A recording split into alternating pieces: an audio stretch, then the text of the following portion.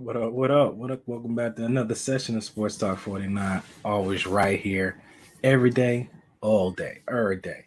I know I ain't been around, just been handling some business lately, but I'm gonna give a bunch of content to you coming up real soon because we got a bunch of stuff going on with Caleb, Steven, and all these other guys we got planned coming up because with so much happening, especially like Aaron Rodgers going to the Jets, how does that complexity change everything? You got NBA coming up.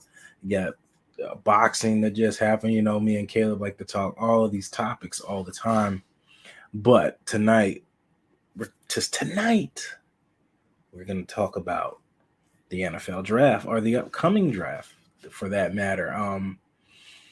So much. I mean, the pre-draft, the Super Bowl's over. Chiefs win second Super Bowl with Patrick Mahomes as a quarterback. Um, the Miami Dolphins lose a first round pick, so you go from 32 picks in the first round to 31. How does that one pick play out with a guy moving up? It probably goes to the second round. What was in the second round moves up to the first. Who knows? I mean, it's interesting when the draft and stuff like that happens.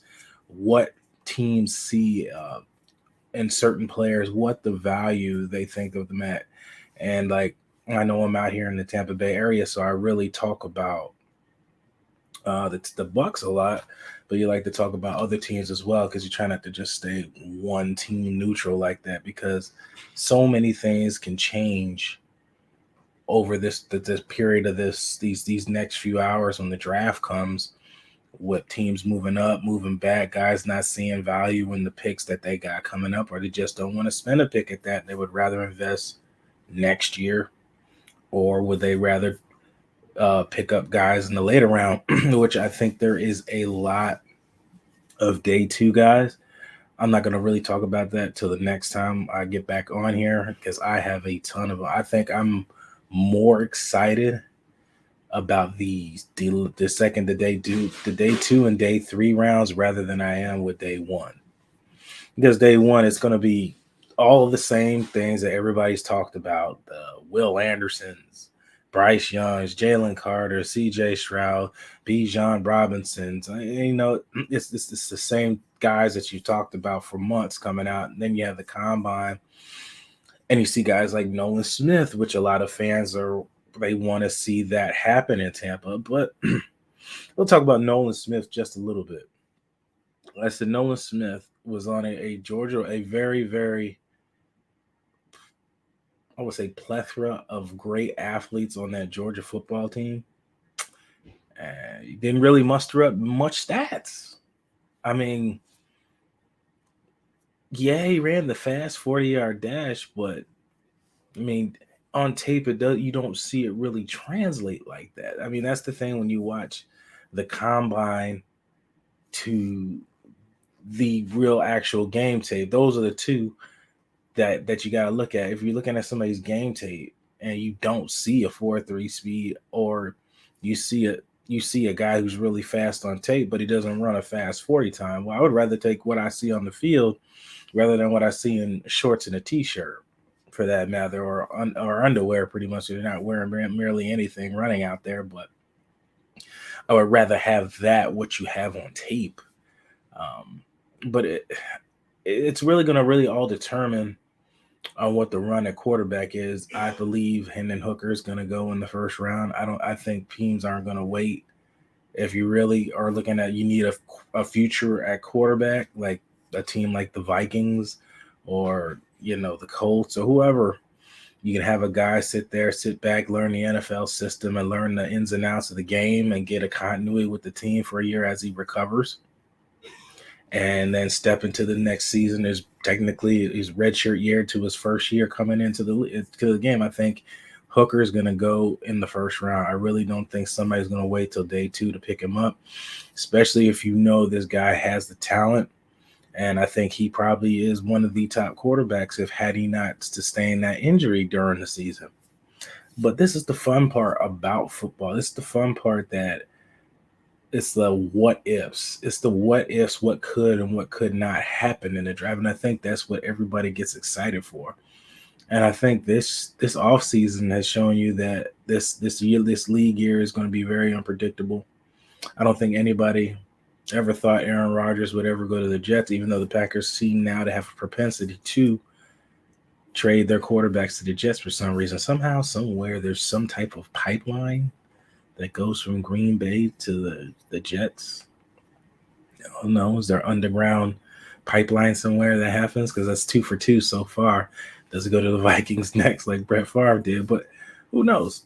Aaron Rodgers has, been a bit of a diva so far with the team. The Packers don't have a management system. What does the Jets do with their top draft quarterback that they just drafted not too long ago that the team kind of gave up on? Who knows? Like I said, it's going to be fun to see what happens. Now you get to see what the future holds for the Packers. Do they keep winning? Where do they go at in the draft? Do they take another quarterback to back up Jordan Love just in case it doesn't work out with Jordan Love? There's so many what ifs in these scenarios. And I think that's what makes it so exciting for everybody to watch the draft and to watch all that goes on. I know what I do, especially when I watch the NBA draft, and now when I watch the NFL, and now you got college with these transfer portals and these guys moving from teams to team and things like that. But it's why we watch sports. It's why I come here and do this and talk on here and talk to all these athletes and share stories and compare. I feel like an obligation that I have to give you guys somewhat of transparency to what is and what isn't, because you doing things for yourself, working for yourself, doing this kind of network. I don't have anybody I have to answer to, so I have no narrative to sell you. I'm not trying to sell you ratings and things like that. Just tell you what I know about the game and try to put it in a perspective that you would understand. And it's fun having a disagreement because that makes conversations fun. But back on what we were talking about, the draft. If we were talking about first round draft picks, we'll just start off, since mostly everybody follows are mostly from the Tampa Bay area. I would like to see, I'm a firm believer, if you take care of the fronts of the house, it fixes a lot of problems. If you don't have the offensive lineman that you want there, I don't think you can pass on Van Esch. He's a guy that is a two-way player. I think I said this earlier in the year, earlier, in the offseason process about having a guy that could play two positions, a guy that could fill two needs on your defensive line, so you don't have to draft two separate guys. And what I mean by that, he can play with his hand in the dirt, and he can stand up and rush. He's a underclassman coming in, so you got a lot of tread on the tires there. He is a physical freak. He's like Joe Tryon. The guys are like sculpted, like Greek goddess sculptures with young men, and he's athletic. And I think he would bring a lot of versatility to this team. I know people want Brian Branch. It's really going to come down to what you see the most value out of what you're trying to get. Is it the offensive line you want to get in? Because I think just picking up the, I want to say freshman, free agent offensive lineman, the possibility to play for the Chargers, I think it kind of puts a security blanket there just in case if you didn't want to go there. Just popped up Lamar Jackson and Ravens agreed to a 5-year deal finally. So that's interesting. Lamar finally gets his contract. That's just popped up on ESPN or Bleacher Report. So now that changes the things. They don't have to think about a quarterback, or do they? What was I talking about? Van Ness. I think he's a guy that could play two spots, just like Logan Hall. He can play hand in the dirt and rush the edge. I think if you get a bunch of those guys that are versatile, Todd Bowles is very great. He's like a mastermind of mixing things up on defenses. I think if the more you have those guys, the more versatility you have. I know his secondary tends to be banged up a lot, and that's Todd's specialty, being he's a defensive back by trade. So he played in college, coached by Bruce Arians, and that's why his defensive backs play as well as they do. It's not a anomaly that these players that you didn't know anything about play this well under him, because he knows he's played that position and he does the things I do when I watch. If you ever watch a game with me, I can tell you what's coming, what I'm looking at, and things like that. It's like you little small things, and you try to teach these to your players, so then they become self-coaches and evaluating what tendencies of what guys will and won't do in a game, what do they and what do and what they don't call. And that's what Todd Bowles does with these guys. Nobody had Carlton Davis on their list.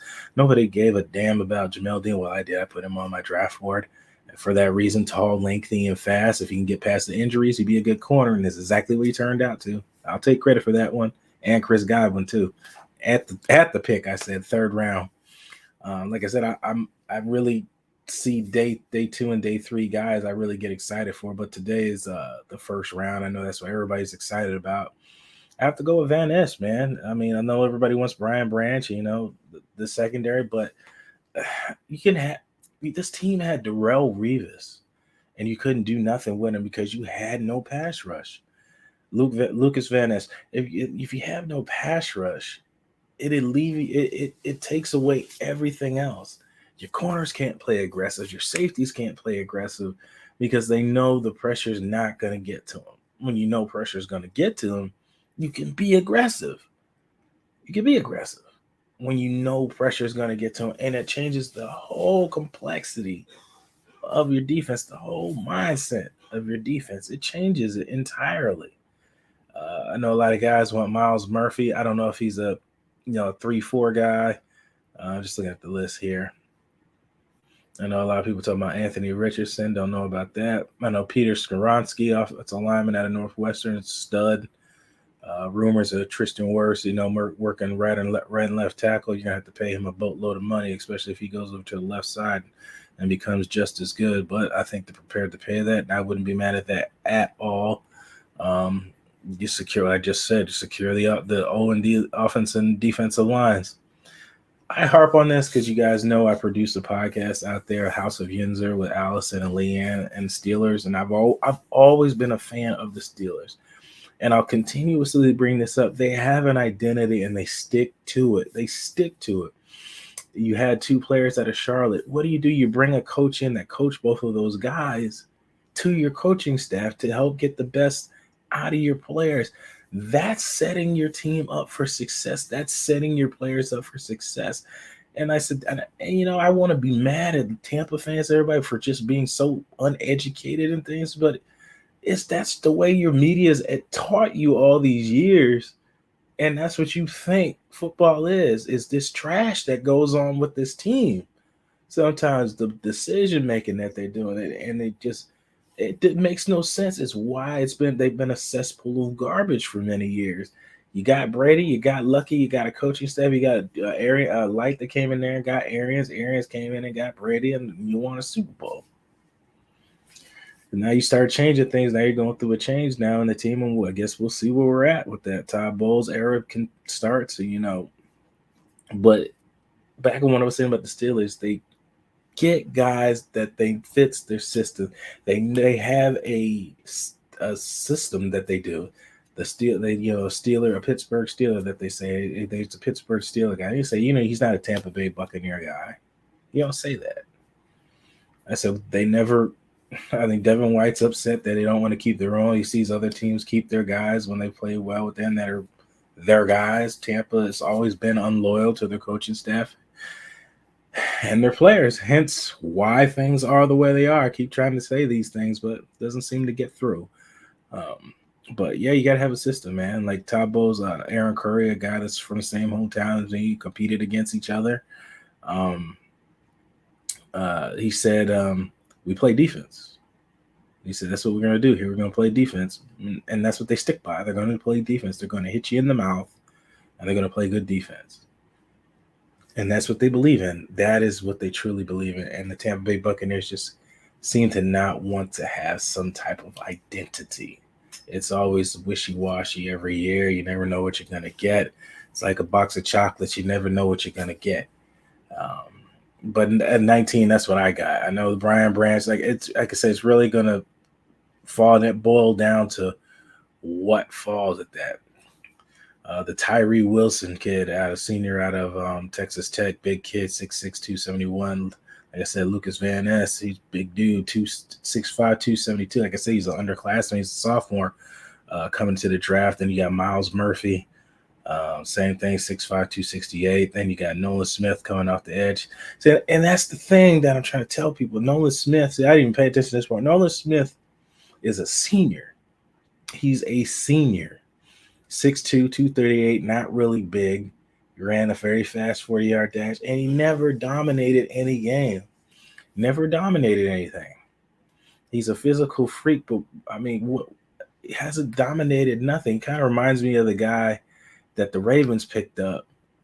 They came out of Penn State, built exactly the same, ran a very fast 40, I think, exact same, and he's never dominated anything.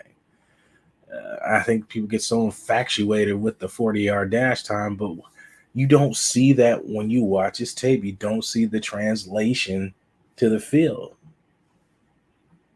And then you look at his stats, you have all these stars on this team that these guys are getting double teamed. Jalen Carter is going to go in the top 5, so hopefully. And he's getting double team and triple team, and you're on the edge and you can't produce sacks.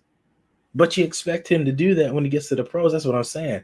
If he's not doing it there with talent on his team, what is he going to do when you don't have those guys on the team and you're expected to put up numbers?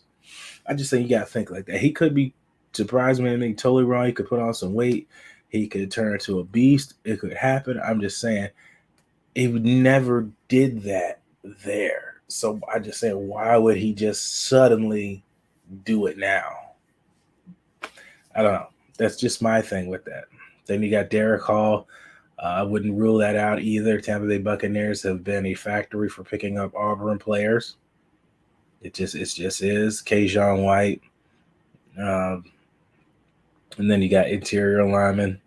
I ain't going to mention my guy. I'll wait till the day 2, wait till tomorrow to mention him.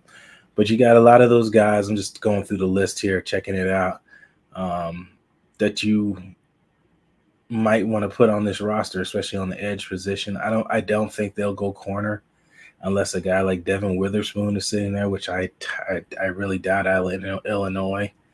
Your safety position, I don't think there's anything else above that. You got Brian Branch sitting at your top guy, slated as a 17th pick. Alabama 6 foot, 190 pounds, basically a corner playing safety. And then you got J.L. Skinner, big guy, senior, 6'4", 209 out of Boise State.